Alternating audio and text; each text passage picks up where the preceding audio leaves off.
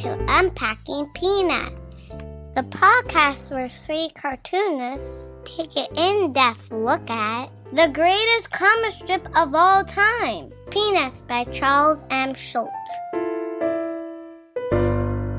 Hey, everybody. Welcome back to the show. It's a special day here on Unpacking Peanuts. I hope you're doing well. You guys doing good out there? Good. We have a guest here today, and I'm just excited to talk with him about his fantastic new book. But before we do that, let me introduce myself. My name's Jimmy Gownley. I'm one of your hosts for today, and you might know me as the cartoonist behind Amelia Rules and books like The Dumbest Idea Ever or 7 Good Reasons Not to Grow Up. Joining me, as always, are my pals, co-hosts, and fellow cartoonists. First, he's a playwright, a composer, both for the band Complicated People as well as for this very podcast. He co-created the first comic book price guide ever and was the original editor for Amelia Rules. He's also the cartoonist behind Strange Attractors, Tangled River, and A Gathering of Spells, Michael Cohen. Hey there. And he's the executive producer and writer for Mystery Science Theater 3000, a former vice president of Archie Comics, and the creator of the Instagram strip Sweetest Beasts, Harold Buchholz. Hello. Guys, I'm happy today because I'm always happy when we get to talk Peanuts, but I'm doubly happy when we get a special guest in to discuss this great comic strip that we love so much. So you guys, and also you people out in podcast land, please help me welcome Stephen Lind. Stephen Lind is the author of a fantastic book called A Charlie Brown Religion. He also holds a PhD in rhetorics, communication, and information design, which means he's much, much smarter than certainly all of us, and let's face it, probably you as well. And his work has appeared in such journals as Image Text, the Journal of Religion and Popular Culture, and the Journal of Communication and Religion. But he is here today because of, like I said, this amazing book, A Charlie Brown Religion. So welcome to the show, Stephen Lind. Stephen, thanks for coming. Oh, well, thank you so much. That's a very gracious introduction. I am thrilled to be here with you. I will chat Charlie Brown all day long. So this is fun for me. Oh, good, because that is what we live for here. And I would like to say right off the bat, really enjoyed your book. For people out there who are thinking about whether or not they're gonna buy this book, immediately do it. It's gonna sit on your shelf next to things like Schulz and Peanuts by David Michaelis and Good Grief by Rita Grimsley Johnson, as a book that just really gives you a nice, warm, intimate portrait of this artist that we love so much. So, Stephen, one of the things we talk about a lot on this show is kind of who we were and where we were when Peanuts collided with our lives. So can you take us back to those early days when you first discovered the work of Charles Schulz? Yeah, I love the way you just phrased that. For me, I think it was a subtle interweaving, more so than a colliding. I remember being a Charlie Brown fan for as long as I can really remember just about anything. I grew up being a fan of initially the television specials. I definitely am part of that generation that was introduced to Peanuts TV first and comics second. But then once I began to learn about the comics, I loved those. And growing up, Charlie Brown gifts were a somewhat common thing for me to receive at birthdays or Christmases. When I was in my college education is when I really began to develop maybe a deeper relationship with Peanuts through occasionally just invoking Charlie Brown stuff in my homework, where like I'd be in a communication class, asked to give an example of a particular theory. And I had kind of lived with my own fandom of Charlie Brown for long enough that I couldn't help but have these Charlie Brown strips or concepts or TV special moments come to mind when I was being asked about these different theories in college. And I would say that's when the foothold really grew strong for me, is when I realized, oh, this is permeating my like intellectual thought more than just my fandom.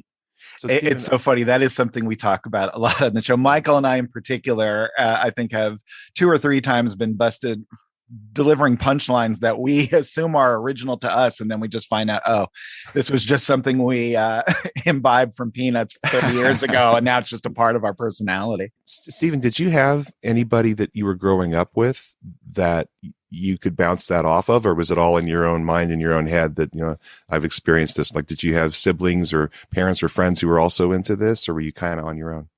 I was on my own. And as maybe we'll chat about as we get into the kind of later stuff, that actually ended up being something that was, I don't know if concern is the right word, but it was top of mind for me when I got into some of the more kind of heavy research about Schulz. I had lived with my connection with Peanuts rather personally and independently for the majority of my life. And so the idea that now then I'm going to explore this in concert with other people, and other people are going to read my thoughts, and I'm going to have to read other people's thoughts, was a little bit new for me, because I was probably, my family and friends sure liked Charlie Brown, but I'd never really had that sort of conversation or sort of like collective fandom, like a Trekkie or a Star Wars convention sort of, like community. Right. It was really a very personal thing for me.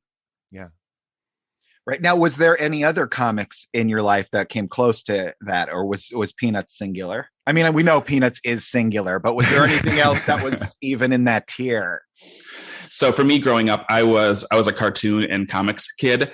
So a comic book kid. I still have my comic book collection from when I was a child. And one of my earliest publications was in the Spider-Man 2099 comic book. There was a letter to the editor section in the back called Arachnophilia. And I wrote as a 12-year-old on my grandmother's typewriter this letter to the authors of the Spider-Man 2099 comic book. And so growing up, these characters of kind of fantastical or essentialized nature were a part of my being, and Charlie Brown was definitely top of the stack. And were you reading Peanuts in mostly like the collected books that would have been out at the time? I don't know if I had collected strips of any variety growing up. I think I definitely had VHS tapes of the television specials. Mm-hmm. And maybe I had a strip or two from a newspaper clipping from my grandma, but that may have been later. I think for me growing up, Charlie Brown was primarily the television specials. So now you start, you're a fan, you're into this character. You mentioned Charlie Brown, so clearly I'm guessing, and actually not just guessing because I've read some interviews with you as well. Charlie Brown is the character you connect with the most, right? Can you explain why that was? What was the link between him and you? Yeah, I connect with many of the characters, probably most of the characters. And I found myself while reading through the many strips that there are, I found myself at times connecting with different characters more or less. There was a period when I was reading all of the strips where Marcy became like the funniest character to me ever. But Charlie Brown is definitely the perennial character for me who I connect with on a deep way. He has this community around him, but he also lives a very kind of singular, solitary life in his own way.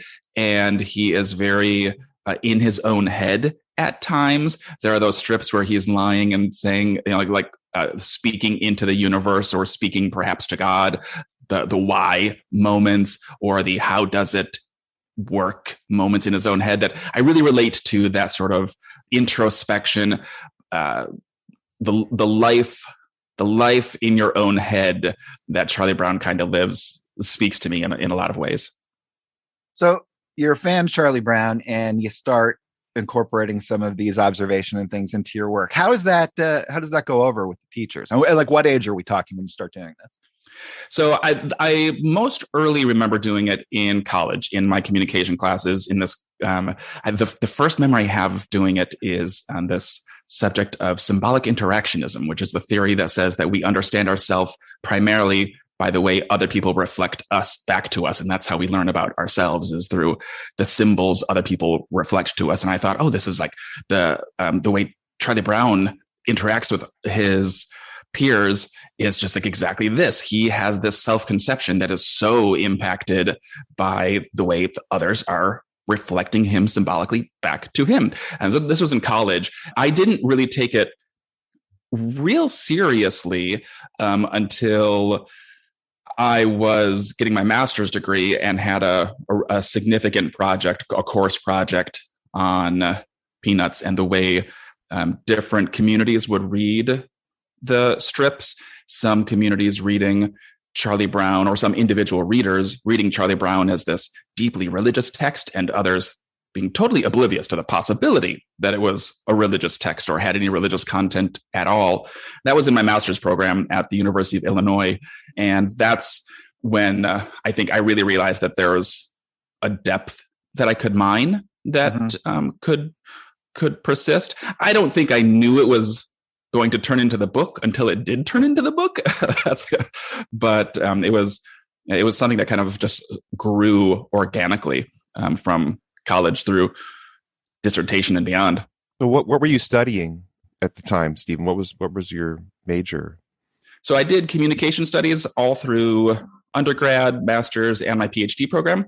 And so it was in various communication theory or rhetoric classes that Charlie Brown kept finding an opportunity to fall onto the page for me. Now, can you talk about the process by which this did? And I understand this is kind of an amorphous and ungainly question, but how did it grow from those initial, forays into putting this out there into this book? I can't even imagine from a research point of view, but even before that, you decide you're going to do this. What do you do first? When I was working on my PhD at Clemson, I was in this really big umbrella rhetorics, communication, and information design program, which is a really wonderful program that asks us to think from a variety of perspectives, asks us as students and the faculty that were involved, asked us to bring our own insights to a very interdisciplinary, transdisciplinary even set of classes and projects. So when I was deciding on what I wanted to write my dissertation on, which is, a very, very hefty multi-year undertaking as somebody working to get a PhD, one of the questions I asked myself was a strategic one. And it was, if I'm going to have to learn a whole bunch of new stuff to write a dissertation to get my PhD, if I'm going to have to learn a whole bunch of new stuff, what do I already know a lot about that I can bring to the table initially that can be kind of a base? Right. And so as silly as it might seem to some, I knew a lot about Charlie Brown. That's smart. I was like, I'm a Peanuts guy from my earliest age. And so if there is anything that I can mine that will inspire me and that I can just enjoy living with for several years worth of work, it's Charlie Brown. And so that worked out. I then wrote my dissertation on this more theoretical treatise on entertainment media and its relationship to religious thought. And after I finished it, during the course of writing the dissertation, I had the wonderful opportunity to meet some of Charles Schulz's family.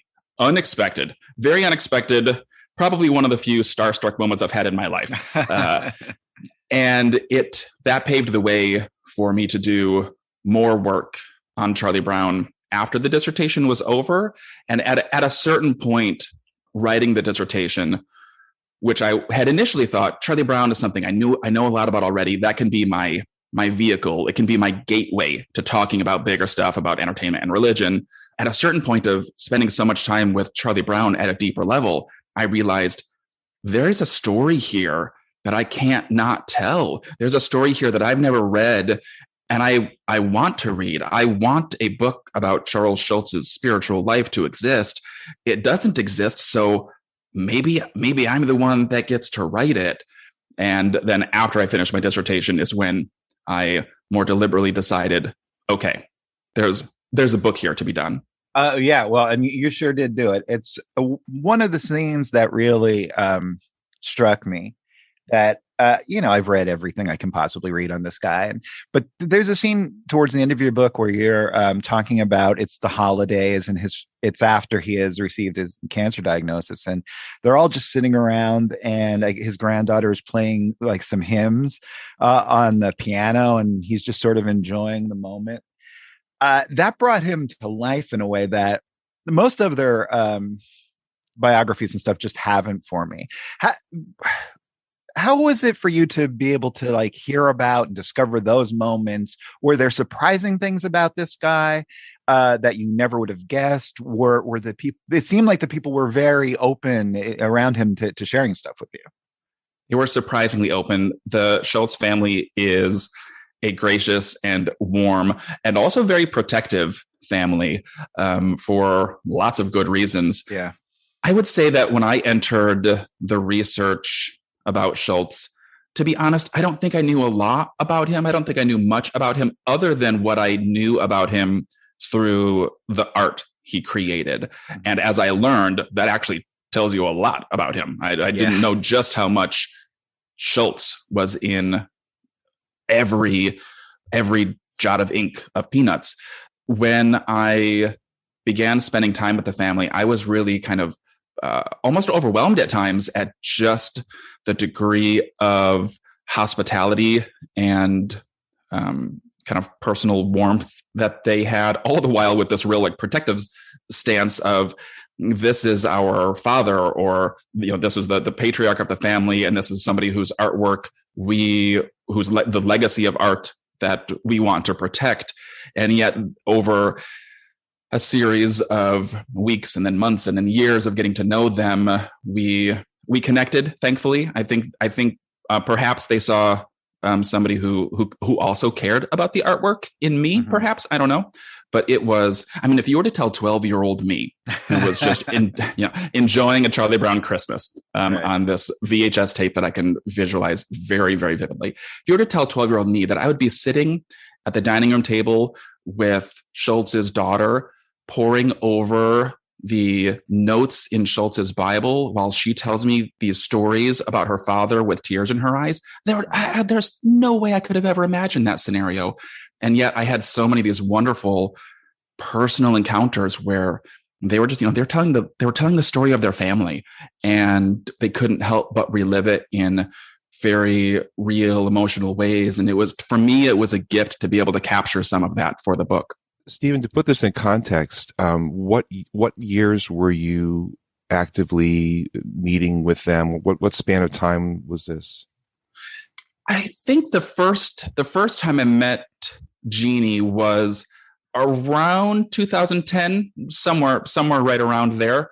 And then so it was a total of 5 years of work from when I decided to write the book till it was in my hand. So I want to say it was 2009, 2010-ish when I first met her. And then it was maybe 2-3 years worth of deep research. So could you put in context, we know there's obviously another very famous biography of Schulz by David Michaelis, is that how you pronounce it? That they had already been through this process once in some fashion, right? Before you entered their lives. How did that color their relating with you as an author? Michaelis's book, which is, I must say, a tour de force of work, that it is a significant amount of work he put into that book. There are some points where I disagree with him. Just as I could hear the butt coming. I could hear it coming. As any good scholar, any historian, which I had never fashioned myself a historian, but as it turns out, that's what I have had the pleasure of, a world I've had the pleasure of being in. As any good historian or scholar, of course, we're going to have points of disagreement, of interpretation, or of framing. The family has gone on record as saying they disagree with a significant amount of the way Michaelis framed his work. And I met them right after, or shortly after the book had come out. And I would say that definitely had the family, I would say, appropriately on guard when they first met me, to make sure that this person they've never met before was somebody that they could trust with their stories. All the while, to be totally honest, I also went into meeting them as a fan, but as a trained scholar who was trained in rhetoric, trained in argumentative debate, and trained to say, well, just because somebody doesn't like my argument doesn't mean it's wrong. And so if I end up publishing something that the family really dislikes, 12-year-old me is going to be sad about it, but PhD me is still going to publish it because I either that or I'm going to publish nothing. I'm not going to publish something simply to ingratiate the family. And I was very, very thankful that we developed a really good relationship. And I think we established a trust and a rapport quickly, which I was really grateful for. Do you think in time there was a sense from some of them that it's like, okay, there's one version out there of his story that's recent, that maybe we have another chance to fill in the gaps and tell more of the story that we think is important through you? Or did you get that sense that like, here's another opportunity to tell about our father with somebody who's going to tell his story? Maybe I'm not sure. I don't know that I ever heard that directly reflected to me, but very possibly could be part of it. I would also say, though, that the fact that my project was exploring his religious perspectives was also another, I don't want to say warning bell, but it was another element that they were really, that made them extra protective in a different way, because religious thought is sometimes an inherently divisive topic. And as a brand, they certainly have an interest in the religious history of their work or of their artist not getting misconstrued in either direction. Right. I don't know if they saw it as a new opportunity, as much as they fortunately saw me as somebody who was interested in writing an honest work. Well, they have this really difficult position that they're in. I think we've talked about this a few times on our show, where on the one hand, they have to or want to maintain Peanuts as this giant global brand, as you say. And on the other hand, they're protecting the legacy of Charles Schulz as an artist. And those are sometimes conflicting, I mean, the way they keep Marvel stuff in the they just constantly update it and bring new artists in and all that sort of thing. And the Schulz family is not really able to do that in any kind of real way without damaging the part of him being, the greatest cartoonist. And I wonder, are you aware when you're talking to them of that kind of dual legacy? Was there a sense that once you got to know them, you were seeing something that was generally not kept from the public, but certainly not front facing the way, say, like Snoopy, MetLife, all that kind of stuff? I would say as a brand and as a family, and there's a lot of overlap between those two things. I would say as a brand and a family, it's Charles Schulz first. Charles Schulz is the guidepost for how they think about and talk about and how they make editorial decisions for the future of Peanuts. There's this really fascinating moment in the history of the property where in the 70s, Charles Schulz had gotten enough kind of political power, artistic power, because he was so popular that he was able to renegotiate his contract and get a few things out of the renegotiation, including more editorial control over licensed products and a clause in the contract that said that the syndicate would never have anybody else take over the comic strip when Charles Schulz died, the newspaper comic strip. Now, other properties have existed outside of the comic strip after his death. But that perspective that Peanuts is Charles Schulz at its core and beyond its core is something that I heard over and over again from his children, from Jeannie, his widow, and from the brand executives who are day to day making editorial decisions about, do we approve this or don't we approve this? And that comes out in things like nativity displays, the creche that has Snoopy and Charlie Brown in it. Like, can that exist? Can it not exist? Let's go back to what Charles Schulz would want as a guidepost, tempered, of course, with its 2000 whatever year it is, right. And we are a global brand. But Charles Schulz, through and through, from just about everybody I talked with, is still the heart of the brand. Other books that come out, biographies of any type for any celebrity or whatever, the kind I dislike the most are the kind that it feels like the guy has a theory and the theory is going to be unshakable, right? And then he's going to do his research and stuff and make the research fit the theory. I do not get the sense of that in your book. I get quite the opposite sense, because Schulz's relationship with his own religion and spirituality was very flowing and changing over the years. How do you avoid, as a writer of this type of thing, from falling into the trap of trying to jam everything into your original thought? And as a secondary thing, through the course of researching this, what were the things that surprised you the most? That is a really important question and important check that any author needs to take seriously. for me, especially, I grew up in the church. I was our church pianist for 16 years growing up. Not because I was good at playing the piano necessarily, but because I was the only one who could play the piano at a certain point in our little country church. And my faith is still important to me. And so I was kind of hyper aware of that. And I'm very thankful for my training in argumentation that I did nationally competitive debate for many years.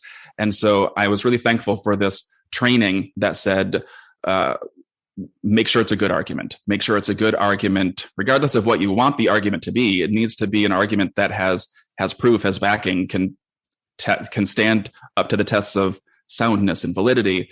I had to, of course, keep in mind that I am the author, and there's no way for my voice not to be in the book in some way. Every piece of history has the author in it in some way. So the way I worked to kind of make those two things work in harmony was that I took on this perspective that I wanted my own history and present day reality with faith to be, and my own fandom with Peanuts as well, to be energy and insight, not answers.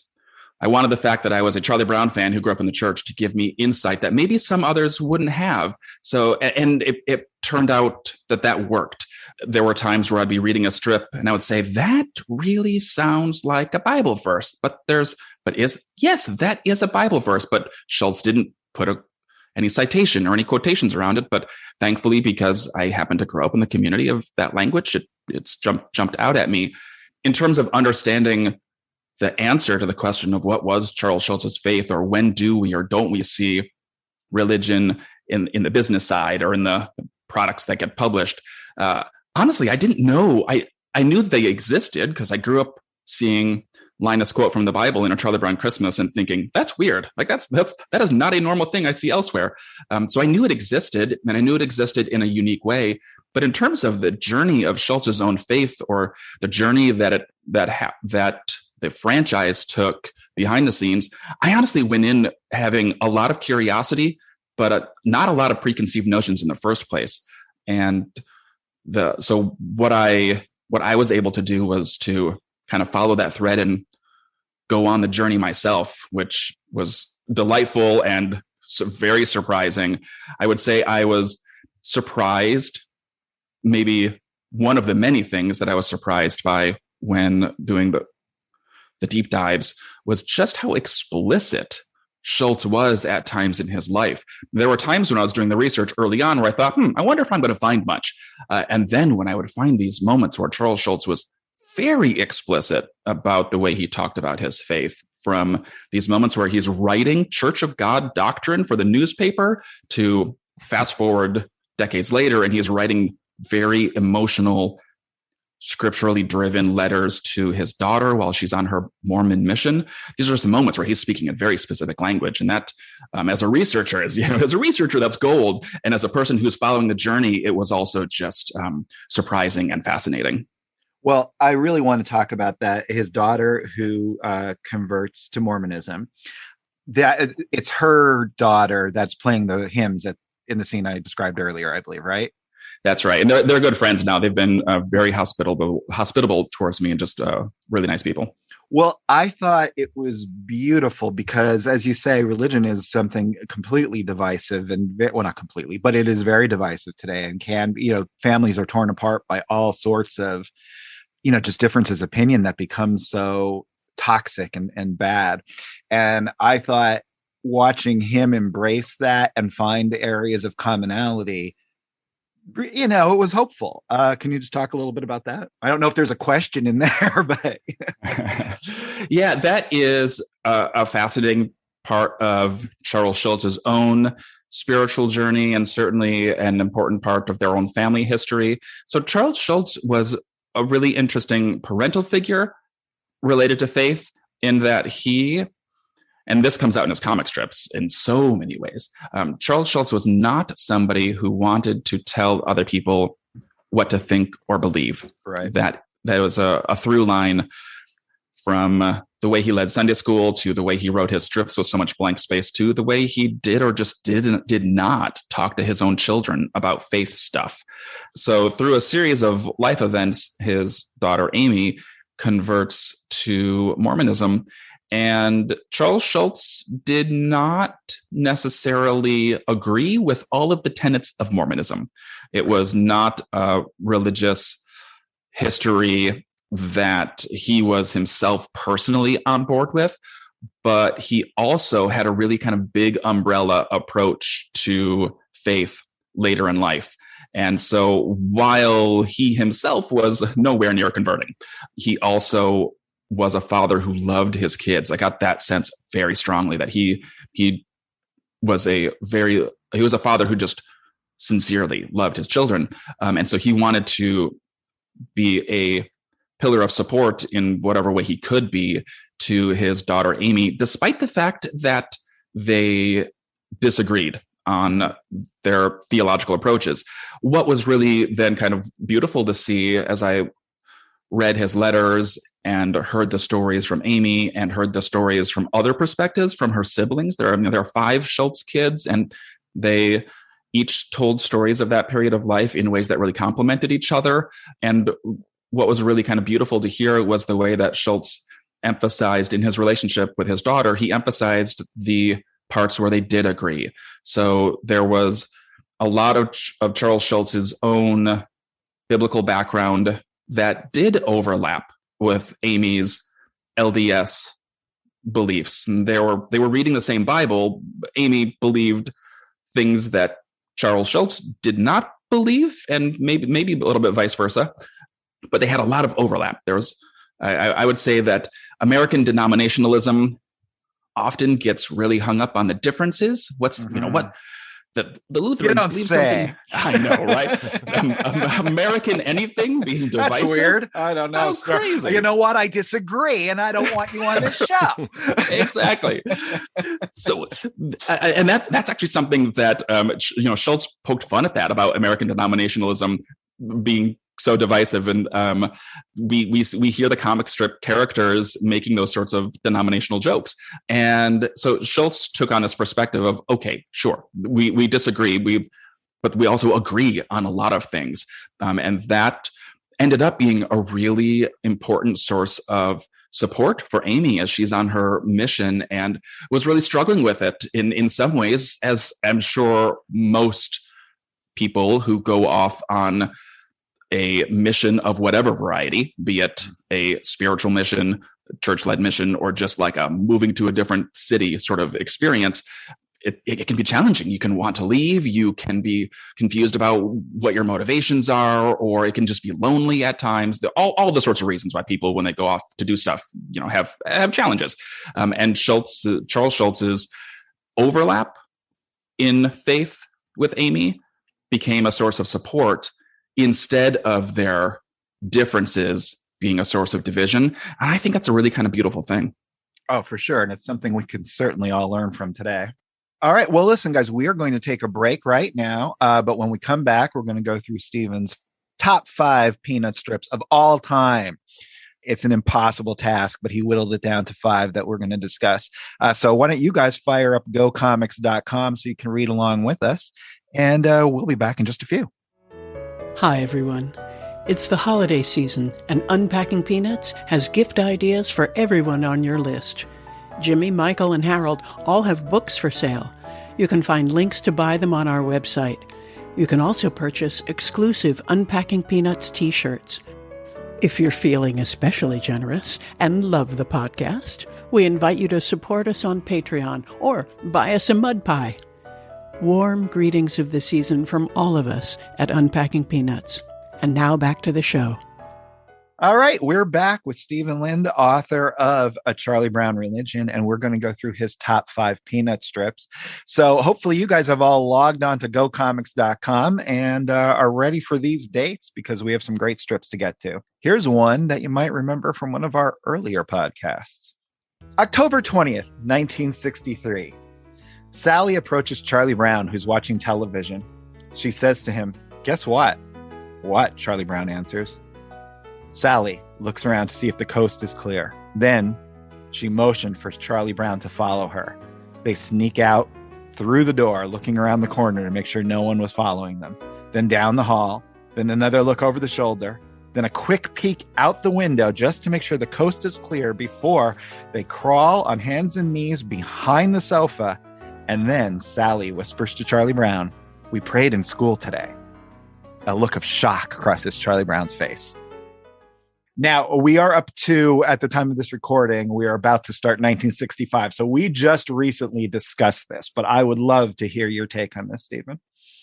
This is, I think, such a great example of how Charles Schulz was willing to go there with spirituality, with faith stuff in the comic strip. There is actually a really high percentage of his strips by comparison to his other tropes. There's a very high quantity of religiously themed strips. And this is a really great example of where he was willing to broach a taboo, not just a taboo subject that wasn't just taboo because it was religion, but it was like a hot button issue in the world of religious action during the day. This, of course, comes shortly after the Supreme Court ruling on prayer in public schools. And this is a really great example, not just of Schulz's willingness to broach the topic, but it's a great example of how he often would broach the topic. So Schulz was not somebody who would typically want to tell you what to think or what to do. He led an adult Sunday school class for a total of a couple decades, actually, but he was not a Sunday school teacher in the sense that he told people how to interpret the Bible. Instead, he wanted them to read the Bible together and then draw their own inferences. And this is a great strip that exemplifies Schulz's ability to say, here's a topic, you bring you to your understanding of it. And we saw this play out with letters, lots of letters coming into the syndicate or to Schulz himself saying, thank you so much for I'm paraphrasing, of course, thank you so much for your strip in support of the Supreme Court's ruling. Dear Mr. Schulz, thank you so much for your strip against the Supreme Court ruling. And it's just really fascinating and as such a great example of how he would broach the topic, but he was not going to spoon feed you how you should understand it. You know, it takes a really great and confident artist to be able to do that. And it's a really generous thing. One of my favorite books in the world, because Stephen, you don't know me, but I am super pretentious. Okay. So of course, one of my favorite books is Infinite Jest. And in that book, you don't get a climax. You see stuff that happens before the climax and you see stuff that happens after the climax, but you are the person that has to supply the ending. And I think that's such a brave and generous way to write. And you really have to have sort of faith in your audience, which is, I think, what I see when I see the strip. That's exactly what Schulz does. Yeah, and I was just thinking when you mentioned how often Schulz does this, you actually went through all 17,000 plus of these strips and coded for this, right? You went through and like you made there's this amazing graph in your book Charlie Brown Religion that actually graphs out the number of times there is like a biblical reference year by year with like a through line of like what was the overall arc of this in his career. I mean, that's crazy. And that's amazing that you did that. I can't imagine what that was like. It is a little crazy. By the way, if Harold Buchholz is telling you that research is crazy, it is crazy. I have, of course, the complete Fantagraphics collection sitting on my shelf behind me. And there are little sticky notes on so many pages because I use sticky notes as my first wave of coding. So I read all 17,895 newspaper comic strips. 97. Wow. Sorry. Did anyone vet this guy at all? Unbelievable. It's still morning in LA. We'll have some more coffee. But I have this visceral memory of sitting on the lawn while visiting home one summer during the research. And my sister was playing in like a pickup volleyball league, I guess. And so like the family and some friends were just like kind of hanging out at the volleyball game to support her and just have a fun afternoon. And meanwhile, I'm sitting on the lawn with my Charlie Brown strips and my little sticky notes, coding them to track just how many religious references there are. And I used a lot of sticky notes, let me tell you. You're lucky there wasn't if you see something, say something scenario going on. Who's this crazy guy? There's a crazy guy over there seeing a lot. It's funny because I listen to other podcasts and I think, boy, these grown men sure have a lot to say about Batman. That's ridiculous. And then I'm like, now Snoopy. Yeah, I think the 3M company that year must have done really well. Yeah, I think so too. July 9th, 1969. Charlie Brown and Lucy are hanging out at the thinking wall. Charlie Brown says to Lucy, "You know what I wonder? Sometimes I wonder if God is pleased with me." Then he turns to Lucy and says, "Do you ever wonder if God is pleased with you?" Lucy, with a look of sublime self-confidence on her face, says, "He just has to be." I love this strip. I use this strip to open up the book because, honestly, for me, while it would be difficult for me to ever choose a singular favorite strip, let alone a favorite religious strip, this strip captures the power of Charles Schulz's questioning voice. This is a strip in which a couple cartoon characters, comic book strip characters who are, supposedly there just to sell more newspapers, are asking perhaps the biggest question a human could ask. If there is a divine God, if there is a being out there, if there is something bigger than us, is that something pleased with you specifically? Like, how much bigger of a question could we ever ask? And these are comic strip characters asking this heavy, potentially eternally important question. And then, of course, as Schulz did, he resolves the tension with this wry smile and, sort of cheeky response from Lucy as a way of making us all be able to kind of like shake our shoulders off and feel okay after that big question was asked. But wow, I mean, if anybody ever had a doubt that Charles Schulz was willing to talk heavy faith stuff, you don't get heavier than this. Why do you think Schulz got away with it? What was in Schulz's style and work and voice that let him go to these places that others would not go? I think there are two big things that allowed Schulz to get away with it. Maybe three. The first is that I think Schulz had a stronger bead on the American readership than a lot of risk-averse editors maybe had, that Charles Schulz realized that people are asking questions like this, maybe not quite as pointed, but people all across the world, and certainly his primarily American readership at the time, were asking these sorts of questions. They were engaged in at least light faith conversations more frequently than maybe a mainstream editor would want to admit. And so I think that's the first reason, that this wasn't crazy talk for the American reader. The second is that Schulz he's funny. He's witty. He can have both with his line, "he just has to be," and that squiggly little smile on Lucy's face. He can make you feel okay about it through humor.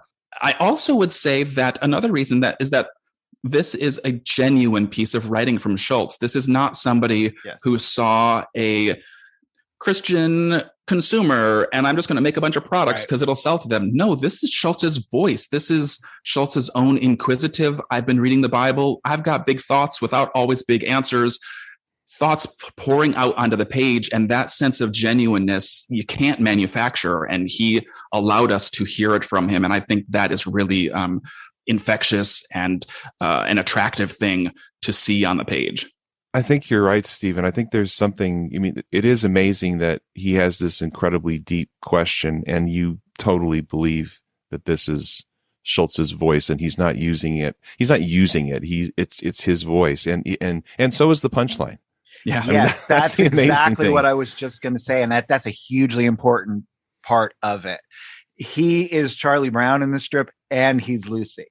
And I think that's why that it is not just a completely confident smile. It's that squiggly, wry, I'm kind of putting you on smile, but kind of not. I am kind of the thing. it's really just good writing, and better than that, it's good cartooning. And one of the things Jimmy has said in the show that's kind of been interesting and contentious is he says his favorite character in Peanuts is Charles Schulz. And I think that's something that I just keep going back to and thinking about when I'm reading through these strips. And it is one of those deals where people were interested in who was behind this strip. I think a lot of people aren't so inquisitive about who was behind, say, Beetle Bailey or Dennis the Menace. But when it comes to Schulz, there is an interest in him that goes beyond most strips. And I guess that is because he has found a way to put so much of himself into the strip. And that to me is, as a cartoonist myself, I'm in awe of that. That he does it with such integrity and with such an invitation to the reader that you feel welcome and you feel seen. For sure. August 9th, 1976. Oh, we're talking Hall of Fame here now, people. Now we're talking comic strips. Snoopy is on top of the doghouse, sitting in front of his little portable typewriter. Charlie Brown looks up and says, "I hear you're writing a book on theology." Charlie Brown walks away and says, "I hope you have a good title." Snoopy, with confidence, thinks to himself, "I have the perfect title." Then he types out, "Has it ever occurred to you that you might be wrong?" That line, I think that's so brilliant. It really is. And one of the things that was really fun for me to hear when I was talking with Schultz's family and friends was that apparently Schulz would use that line, "Has it ever occurred to you that you might be wrong?" Just in casual conversation. He would jab some of his friends and family with that on occasion. He uses it at least twice in the strips. He uses it in another occasion where Linus is away at summer camp. Turns out it's a church camp, and there's some end times preaching that Linus does not fully agree with. And so Linus asks the camp counselor that same question. To me, this is at least half of Charles Schulz's faith. Has it ever occurred to you that you might be wrong? And right. This is not to say that Schulz was somebody who didn't believe. I think it's quite the opposite.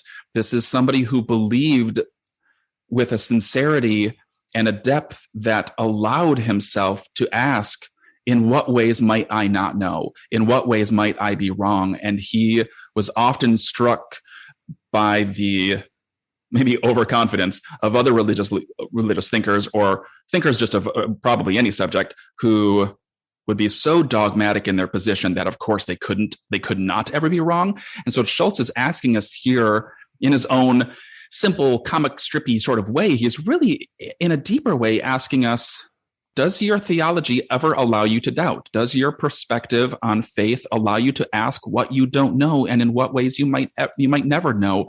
And that is the Great Pumpkin side to the Charlie Brown Christmas version of theology. And the two for Schulz go hand in hand, that yes, you can believe, and yes, you can also doubt. Mm-hmm. Right. I would love to have been in the room when Schulz said that to somebody. Was it done with a wry smile? Was it done with the blank face followed by a smile? Was it just the blank face? I would love to have known how he delivered that, because it talk about cheeky. There's something profound and cheeky in him saying that, and how he said it, I would have loved to have seen in real life. Do you want to make the world 10% better today? We just take that last panel and we just start replying to everybody's tweet with that. Yeah, just make a meme of Snoopy there. Yeah. It's Snoopy Watch. All right. So Snoopy Watch time. Michael. Yes. As the Snoopyologist, Michael is a contemporary of the strip, and he has gone on record as his favorite iteration of Snoopy is the Vulture. Where does the writer rank in your hierarchy of Snoopy persona? Well, I kind of lost track of the strip around 1970. And before that, I did not particularly like the dog with the typewriter meme. Mm-hmm. No, they were fine. It's certainly not my favorite Snoopy incarnation. Oh, it's way up there with me. And, as we're I'm now realizing I've been charting accidentally all these mundane mid-20th century objects that he can draw the perfect cartoon drawing of. Mm-hmm. And typewriter has got to be way up there. Is that brand Dogmatic? Oh, the Remington Dogmatic. Oh man, I'm sorry I brought it up. Those who don't have thumbs. April 13th, 1984. It's a downpour and Peppermint Patty is running through it. We cut to Marcy, who is sitting in her classroom, and she's holding a book, and she says, "Yes, ma'am, I have the verse right here." Then she reads from the book, in quotes, "He sendeth rain on the just and the unjust." Then we see Peppermint Patty sitting in front of Marcy, soaked to the bone. And then Peppermint Patty says, "And all of us in between." All right, tell us about that one, Stephen. This is a fun strip. I want to say that this phrase, the invocation of the scripture, "He sendeth rain on the just and the unjust," happens, I think also twice over the course of the strips. Schulz had this really wonderful way of repeating himself without ever repeating himself. And this is an example also of where he is drawing on his biblical literacy in the strip. So Schulz would, more frequently than many would expect, Schulz would explicitly quote from the Bible. Sometimes he would quote from the Bible without telling you he was quoting from the Bible. In this scenario, Marcy explicitly says, "I have the verse right here." She does not say, "I have the verse from the Bible." And so there are some readers who might not read that this is biblical. It is. It's from the Gospel of Matthew. There were other times where Schulz would use quotations like "all is vanity" that are from biblical text. And again, you might not notice. He had this full range of references that drew from scriptural content, sometimes rather obliquely, sometimes really explicitly.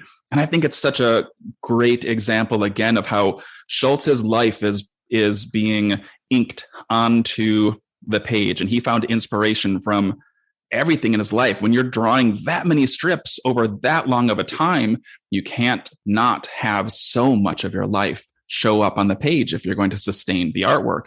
And so we have this really clever, humorous strip here that is really explicitly biblical. Now, what you say, it seems like it would be true, right? That you have to be able to put all of that stuff of yourself on the page if you're going to sustain it. I mean, I think that too when I see Peanuts, but it doesn't happen with anyone else's strip. I mean, yeah, you make a great point. I heard myself saying that as I was saying it. For Schulz to, as the artist Schulz, for him to sustain it, he had to bring his life, because that's the type of artist he was. But you're right. There are plenty of examples of commercial artists who do work for hire that may produce perfectly fun stuff, but it's not their life on the page. For Schulz as an artist, that was the core of his artwork, was his life on the page. Even if it's not work for hire, if it's someone's just speaking their voice, how hard it is to put that into a finished work. I mean, anyone who's tried it, who was it that said, if you get away with putting over 10% of what you intended to put into your work, you're a success. And then there's some people that aren't even interested in putting in themselves into a work. That's not the way they see things, but it's so much of Charles Schulz. And, Stephen, one of the stories that I've told here that still just, I think about this in the back of my mind whenever we're talking about Charles Schulz and Peanuts, was when he was ill. I took a greeting card that was a gigantic piece of poster board that a friend had prepared and folded over when he was in the hospital toward the very end of the run of the strip and the end of his life. It was a get well card. And I took it on behalf of my friend to a comic book convention and basically walked it around to everybody who was behind a table or just in the comics industry. And not a single person turned me down to sign it. They're like, this is going to go to Charles Schulz. He's going to see this. Everybody wanted to thank him, wish him well. How universal that was. And, it's like they know him. Unlike most other artists, you don't think that, right? When you're reading their work, but somehow Schulz touched people, and I'm talking about people who were like, this was like Lou Ferrigno, the Incredible Hulk, and Mary Ann from Gilligan's Island. Don Wells was there. Artists doing some of the most dark horror comics you could imagine. You know, that's their thing. And people, every range, superhero, everybody seemed to have been touched by Schulz in a pretty profound way. And I'm kind of in awe of that. I don't know. I can never tire of just marveling at what he's doing and wondering what is it that's uniquely special about Schulz that he was able to speak to so many people and on so many levels. Yeah, Stephen, in your research, I mean, was there anything that you were able to sort of come across that gave you insight into what did compel him to be that type of artist, well, long past the time that there was anything to prove? Charles Schulz grew up with the best word that I have heard to describe it might be a bit of melancholy throughout his life. And there were often times where he did not feel as connected to the community around him as an outside observer might say, but you've got all this around you, from the loss of his mother to being in the war to then coming back and finding a certain sense of community in his art school and in church. He often had this sense of detachment that maybe on paper you wouldn't exactly expect. And it's part of this sort of like persistent melancholy that was just a part of his being. And so I think that at some point he found his artwork actually at a very, very early age. He was doing doodles pretty proficiently from a very small age. He found that his way of connecting or being outside of himself in the world was in part possible through his artwork. He didn't always feel it as in a sense of community the way we might expect, even though he had, especially later in life, many friends, pretty sizable family around him. He could still feel disconnected, but his artwork, I think, might have been an outpouring of that sense of, I have things in me. I don't always feel connected to the world around me, but this artwork is my way of getting more of me into the world. I don't know that he thought that. I don't know that he thought that right. Really, specifically, but I think that kind of poured out of that being. Yeah, I think you're probably right. I think that makes a lot of sense. March 14th, 1995. Oh, that sound you hear is Michael's brain exploding, not because of the content of the strip, but because it is one long panel. Yeah. No, on our break, I asked Harold, like, when did he start doing that? It's the 80s, but now we're in 95, and he is doing one long panel, and it's the gang at the thinking wall, the big four, Linus, Charlie Brown, Lucy, and Snoopy. Linus says, so I had to tell the teacher that I just didn't know. Charlie Brown says, maybe some questions don't have an answer. Lucy says, like what? And Snoopy thinks, like, did Jesus ever own a dog? Charles Schulz was a humorist, first and last. He really was. He would write strips like, is God pleased with you? And ask these big, heavy questions. He tackled, in his own surreptitious way, he tackled questions from women's empowerment to nuclear war. Yeah. And he also asked silly little questions like, did Jesus ever own a dog? That actually, if you start to think about it more, can like actually unbox all sorts of really heavy, weighty theological questions about biblical inerrancy and what it means to be divine in human form. But it was also just like, it's also just a funny, like, it is simultaneously just a funny strip and so much more than a funny strip. And that is just the part of the genius of Schulz's work. When I see this strip, the huge question comes to me. The universal question is, where are Snoopy's feet? He's supporting himself with his head and his feet. You know what? I think there must be two wood stocks underneath, and they're like stacked on top of each other. All right, now cartoonist question for you guys. If this strip was done, let's say in 1965 and broken up over 4 panels, better, worse, no different? What different? What are your thoughts? Well, you wouldn't even need the third character, right? You could just have panel 1. Yeah. Linus. Panel 2, Charlie Brown speaking to Linus. Panel 3, Linus answering Charlie Brown, and then you could have the dog answering the question. I could see if this, they would be walking by Snoopy, right? Yeah. And then Snoopy would just think in the last panel. And, I don't know if it's just the bias of the fact that we've read 16 zillion of them that are in that 4-panel format. But boy, when I saw this, that just jarred me. Well, it's interesting. When I think of this, if you did it that version, let's say 1965 or whatever, the isolation of that final thing of Snoopy after they've walked by, where Snoopy just overheard the conversation, gives you a significantly different feel for the strip than these are 4 people all together in the same frame. Mm-hmm. They are all a part of this conversation, and it's not broken up. And it to me, it gives a little sense of community that the 4-panel strip version wouldn't have. It would just be 2 people having a conversation, right, and then somebody outside having his own response. And this feels more settled. I think it feels more, communal. And I toward the end of his run, it's almost like a little bit of a relief to see them all just kind of in the same space, and they're all part of a conversation. They're all thinking about something together. This right around 1995, towards the end, I started to really just fall in love with Peanuts again while it was coming out. And I feel like Schulz himself was on a real upward climb again. And I look at this and I just see, the hand tremor on those word balloons, and I just think this guy did not have to do this. This is art. This is someone's only life being put on paper for you. I just am so grateful for it when I see it.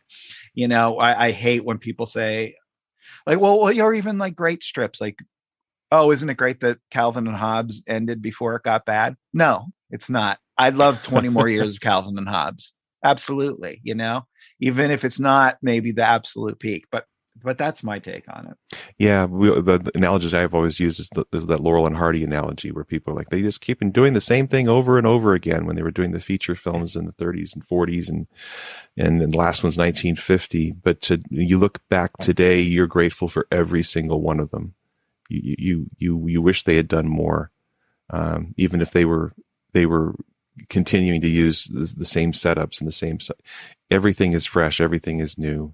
When you have a great artist like that, you just want more. Absolutely. And you know what I'm grateful for? I'm grateful for having Stephen Lind here on our show today. Stephen, thank you so much. It has been an absolute pleasure to have you on as a guest. I loved reading your book. The book is A Charlie Brown Religion. I want all you guys to go out there and order some copies the second this show ends. And then you can follow us. You can have this conversation. You can continue this whole discussion with us on the internet. We're on social media. We're on Twitter and Instagram. We're at Unpack Peanuts. You can also go to our website, unpackingpeanuts.com, where you can vote on the strip of the year. You could send us an email. You can download some transcripts, and you could visit our store, because the 3 of us here, we're working cartoonists. It wouldn't hurt if you threw some bones our way either. Stephen, where can people find you? I am on social media as Stephen J. Lynn, Stephen with a PH. You can find me on most of the platforms, Instagram, etc. Awesome. Well, Stephen, thank you again. And to our listeners out there, thanks for listening to us. We'll be back next week. Until then, I'm Jimmy from Michael and Harold. Be of good cheer. Yes. Be of good cheer. Unpacking Peanuts is copyright Jimmy Gownley, Michael Cohen, and Harold Buchholz.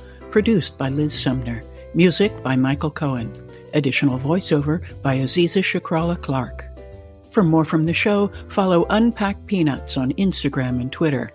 For more about Jimmy, Michael, and Harold, visit unpackingpeanuts.com. Have a wonderful day, and thanks for listening.